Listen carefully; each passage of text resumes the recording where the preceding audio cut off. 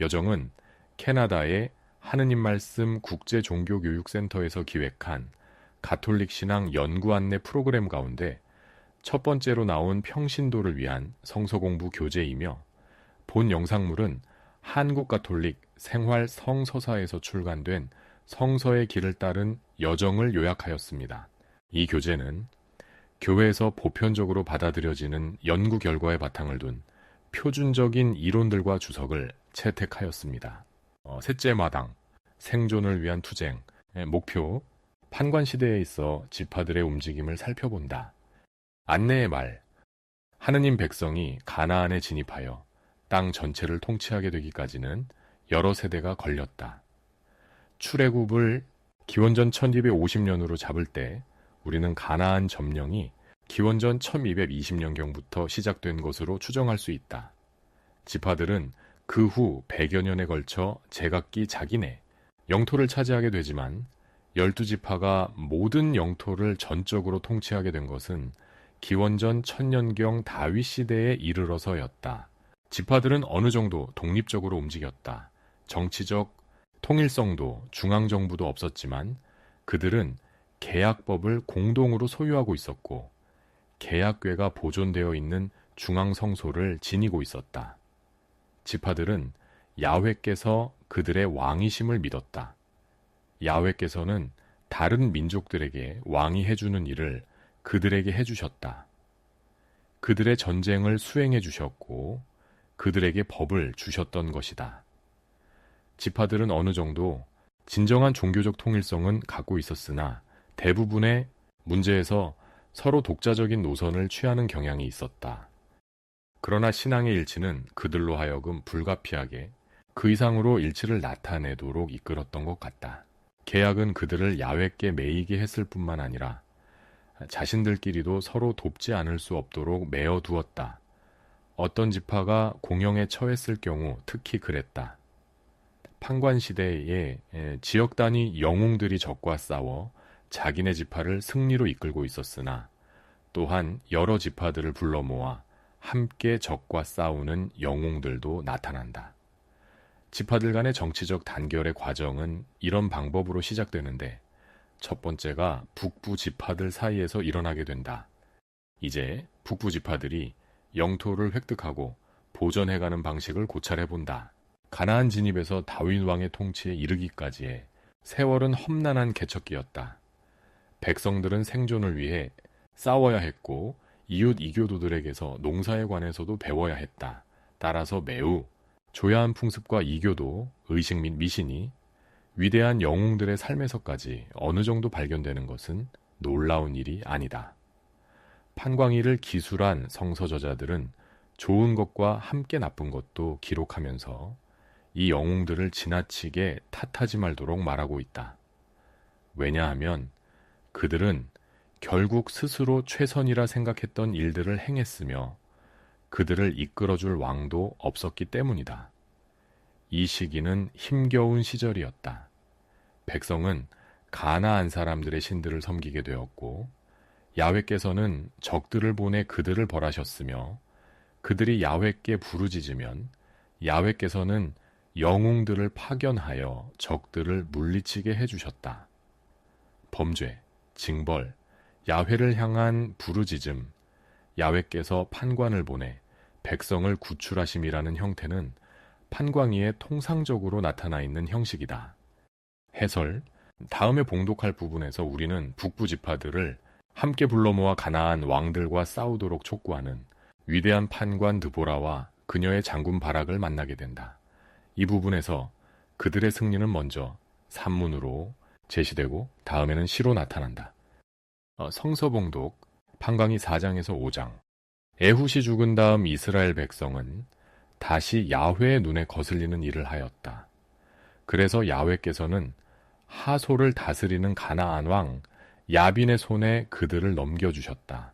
그의 군대 지휘관은 하로셋하고임에 사는 시스라라는 자였다.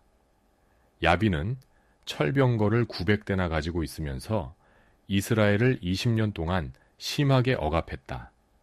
마침내 이스라엘 백성이 야훼께 울부짖었다. 그때 이스라엘을 다스린 판관은 랍비돗의 아내 여예언자 드보라였다. 그가 에브라임 산악지대 라마와 베덴 사이에 있는 드보라의 종려나무 밑에 자리 잡으면 이스라엘 백성은 그에게 나와 재판을 받곤 하였다. 드보라가 납달리 케데스에 사람을 보내어 아비노암의 아들 바락을 불러다 놓고 일렀다. 이스라엘의 하느님, 야훼께서 이렇게 명령하셨소. 너는 납달리 지파와 즈불문 지파에서 10,000명을 뽑아 다볼산으로 이끌고 가거라. 그러면 나는 야빈의 군대 지휘관 시스라를 키송왕으로 유인해내겠다. 내가 그의 정운을 병거대까지 유인해내다가 내 손에 붙이리라. 바락이 그에게 대답하였다. 만일 당신이 저와 함께 가신다면 가겠지만 함께 가시지 않는다면 못 가겠습니다.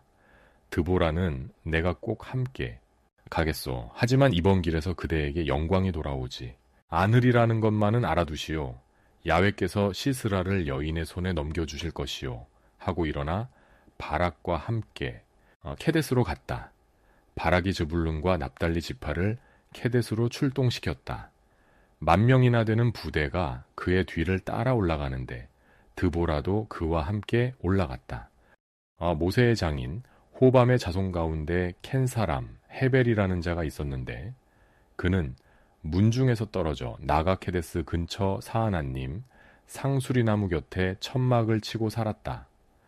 아비노암의 아들 바락이 다볼산에 올라갔다는 것을 전해 들은 시스라는 900대나 되는 철병거까지 합친 전 군대를 하루셋 하고 임해서 키송왕으로 출동시켰다. 드보라가 바락에게 일렀다. 행동을 계시하시오. 이날은 야훼께서 시스라를 그대 손에 붙이시는 날이오. 정령 야훼께서 그대 앞에 서서 전진하실 것이오. 그리하여 바락은 10,000명 부대를 이끌고 다볼산에서 쳐내려갔다. 야훼께서 시스라가 거느린 그의 전 병거대와 군대를 바락 앞에서 혼란에 빠뜨리셨다. 그러자 시스라는 병거에서 내려 도보로 도망쳤다. 바락은 그 병거대와 군대를 하루셋하고 임까지 따라가며 추격전을 벌였다. 시스라의 군대는 하나도 남지 않고 다 칼에 맞아 쓰러졌다. 한편 시스라는 켄 사람 헤벨의 아내 야엘의 장막을 향해 뛰어 도망쳐 갔다. 하솔왕 야빈과 켄 사람 헤벨 가문은 서로 우호 관계를 맺고 있었던 것이다. 야엘이 시스라를 나와 맞으며 말하였다. 어서 들어오십시오, 나리. 어서 들어오십시오. 마음 놓으십시오. 시스라가 그의 천막에 들어오자 야엘은 담요로 그를 덮어주었다. 시스라는 목이 마르니 마실 물을 좀 달라고 청하였다. 야엘이 우유가 든 가죽 부대를 열어 좀 마시게 하고는 다시 그를 덮어주자 시스라는 야엘에게 부탁하였다. 천막문에 섰다가 누가 와서 여기에 누가 없느냐고 묻거든 없다고 해주오. 헤벨의 아내 야엘은 천막 말뚝과 망치를 가지고 살금살금 다가가서 말뚝이 땅에 꽂히도록 그의 관자놀이에 들이박았다. 시스라는 기진맥진하여 정신없이 자다가 참변을 당하고 말았다. 때마침 바락이 시스라를 추적하여 왔다. 야엘이 나가서 그를 맞으며 입을 열었다. 들어와 보십시오. 장군께서 찾으시는 사람이 여기에 있습니다. 바락이 들어가 보니 시스라는 관자놀이에 말뚝이 박힌 채 죽어 쓰러져 있었다. 이렇게 하느님께서는 그날 이스라엘 백성 앞에서 가나안 왕 야빈의 기세를 꺾으셨다. 그 후로 가나안 왕 야빈은 점점 심하게 이스라엘 백성의 손에 눌리다가 마침내 망하고 말았다. 그날 드보라와 아비노함의 아들 바락이 노래를 불렀다. 이스라엘의 용사들이 머리를 풀고 백성들은 스스로 전진하니 야훼를 찬양하여라. 너희 왕들아 들어라. 너희 왕족들아 귀를 기울여라.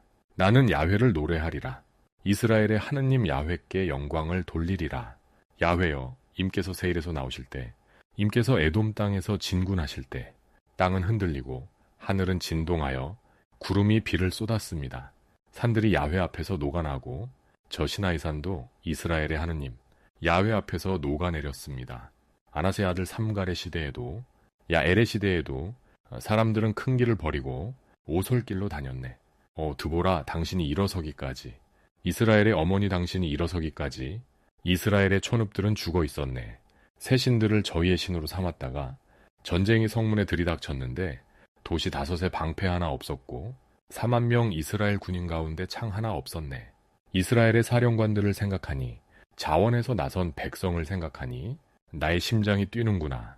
너희는 야훼를 찬양하여라. 흰 암나귀를 타고 다니는 사람들아, 비싼 양탄자를 깔고 사는 사람들이, 대로를 활보하는 사람들아, 노래하여라. 우물가에 모여 기뻐하는 사람들아, 야훼의 승리를 노래하여라. 이스라엘을 거느리시고 거두신 승리를 노래하여라. 그때 야훼의 백성은 성문께로 내려갔다. 드보라야, 떨쳐 일어나라, 일어나라. 떨쳐 일어나라, 일어나 노래를 불러라. 바라가, 일어나라. 아비노함의 아들아, 그대의 포로들을 끌고 가거라. 그때에 이스라엘은 성문께까지 내려갔다.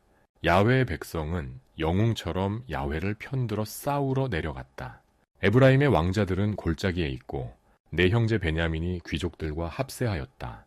마길에서 사령관들이 내려왔고 즈불룬에서는 지휘봉을 잡은 자들이 내려왔다. 이사갈의 왕자들이 드보라와 함께하며 이사갈도 바락에게 충성을 바쳐 그 뒤를 따라 골짜기로 달려갔다.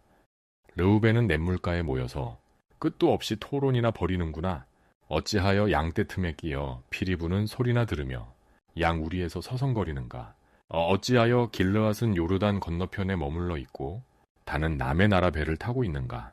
아셀은 바닷가에 자리 잡은 채 항구에서 편히 쉬고 있는데 즈불룬 지파도 납달리도 언덕 위에서 목숨을 내걸고 싸웠다. 왕들이 몰려와 전투 대열을 벌였다. 가나안 왕들이 매우 깃도 물가 다한악에서 싸웠으나 수지가 맞지 않는 싸움이었다. 위로 하늘에선 별들이 싸웠다. 궤도를 돌며 시스라를 쳤다. 키손의 물결이 앞을 막았다가 저들을 쓸어 갔다. 키손의 물결이 나는 있는 힘을 다해서 짓밟았다. 굽을 안고 뛰어가는 말. 그 발굽의 땅은 진동하였다. 메로즈는 저주를 받아라고 야훼의 천사가 선언하였다. 저주를 받아라. 그 안에 사는 것들, 저들은 야훼를 도우러 나오지 않았다. 야훼를 도우러 용사들과 어울려 나오지 않았다. 켄 사람 헤벨의 아내 야엘이여, 어느 여인보다 복을 받아라. 방구석에 묻혀 사는 어느 여인보다 복을 받아라. 시스라가 물을 달라고 하였을 때 우유를 주고는, 귀한 그릇에 엉긴 우유를 떠주고는 왼손을 내밀어 말뚝을 잡고 오른손을 내밀어 대장장이의 망치를 쥐고 시스라를 쳐서 머리를 부수고 관자놀이를 뚫어 쪼개 버렸다. 시스라는 그의 발 앞에서 꿈틀하고 죽었다. 그의 발 앞에서 꿈틀하고 죽었다. 바로 그 자리에서 꿈틀하고 죽어 망하고 말았다. 시스라의 어미가 창문으로 내다보며 창살 틈으로 소리쳤네. 왜 그의 병거가 이렇게 늦느냐? 천리마가 왜 이처럼 더디냐? 시녀들 가운데 가장 지혜로운 자의 대답을 따라 그도 혼잣말로 짓거렸네. 틀림없이 약탈한 것을 모아 나누겠지.